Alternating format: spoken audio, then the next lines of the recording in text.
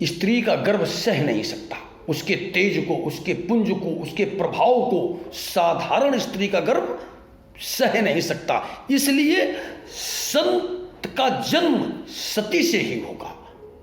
और सूर का जन्म यानी जो वीर कहे जाते हैं उनका जन्म उन्हीं सतियों से ही होगा।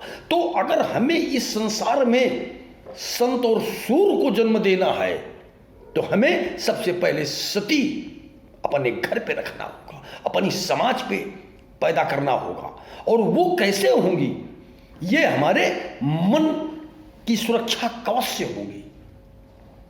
तो मन को हमने जो कहा कि परिवार में रखो, उसके पीछे अनेकों आपको लाभ मिलेंगे। आपके परिवार में बच्चे बिगड़ रहे हैं क्योंकि मन आप वहां लगाए ही नहीं हो।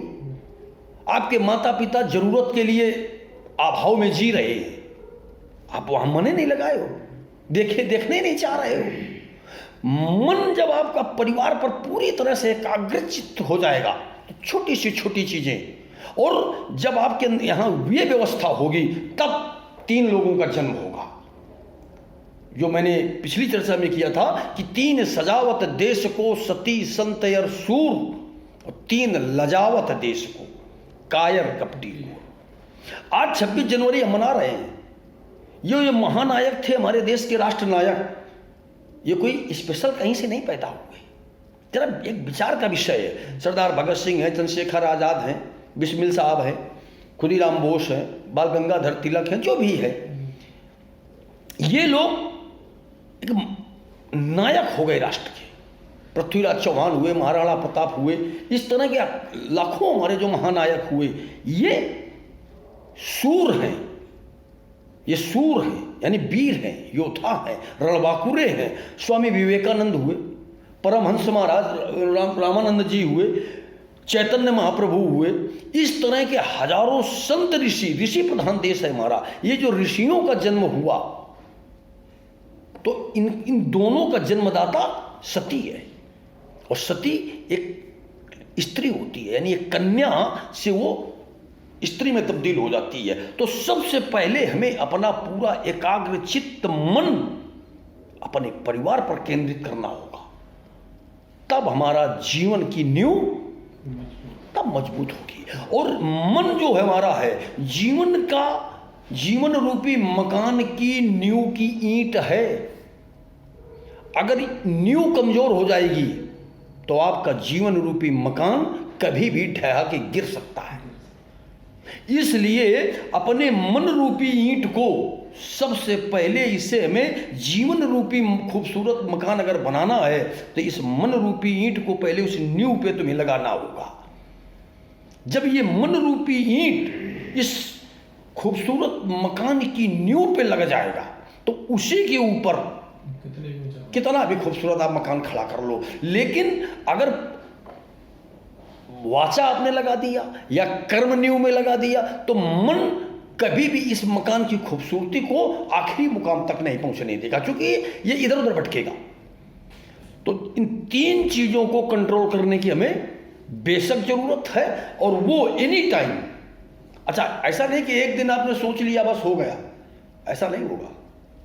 आपकी सांसें जब तक चलेंगी, जब तक जीवन की आखिरी सांस आपकी चलेगी, तब तक आपको इस मन को हमेशा कंट्रोलिंग करते हुए एक दिशा पर लगाना पड़ेगा। इसे जैसे तुम स्वतंत्र छोड़ दोगे वैसे ये न जाने किन किन रास्तों पर भटक जाए। जहां ये छूट पाया, जहां आपसे चूक हुई, जहां से आपका सोचने की क्रिया रुकी, ये भटकेगा, और जब भटकेगा तो आपकी बर्बादी होगी। तो हमें इन 3, आप हमसे बात कर रहे हो तो आपको हमें से करोगे, फिर किसी से करोगे, फिर किसी से करोगे, तो बातचीत तो आपको जमाने में हमेशा करनी है ना। तो शब्दों का चयन, सोच, विचारधारा हमेशा आपको सुधारना पड़ेगा।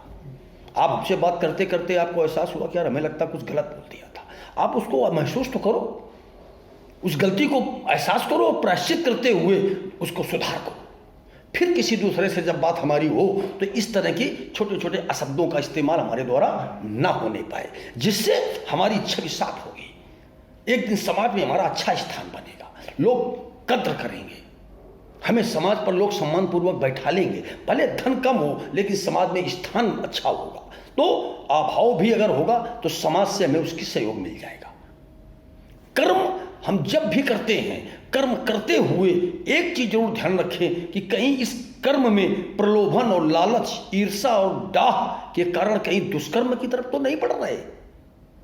बस 3 चीजों पर हम नजर रखते रहें, विचार करते रहें, समय समय पर इन पर कंट्रोल करने का प्रयास करते रहें। हम बिना किसी पूजा पाठ, बिना किसी यज्ञ, बिना किसी तीर्थ, बिना किसी दान, बिना किसी कुछ किए हम ईश्वर की व्यवस्था को प्राप्त कर सकते हैं। ये मेरा अपना पर्सनल अनुभव है, ये मैं अपने पर्सनल दावे और अनुभव से दावा कर सकता हूं। आपको कुछ भी करने की जरूरत नहीं है, केवल 3 चीजों पर आपका नियंत्रण पूरी ईमानदारी से हो जाए और इसको इस तरह डाइवर्ट कर लो। कुछ भी नहीं करने की जरूरत, 10 लाख रुपए कहीं यज्ञ कराने की जरूरत नहीं है, कहीं तीर्थाटन पर जाने की जरूरत नहीं है। इतना कर लो, आपको जीवन की जो आपकी अंतिम पड़ाव है वहां आपको वो प्राप्त हो सकती है, जहां तक मैं समझ पाया हूं। ये मेरा कल का विचार था। बस यहीं से, इसी जगह से मैं अपनी बात खत्म करता हूं। जय श्री राम।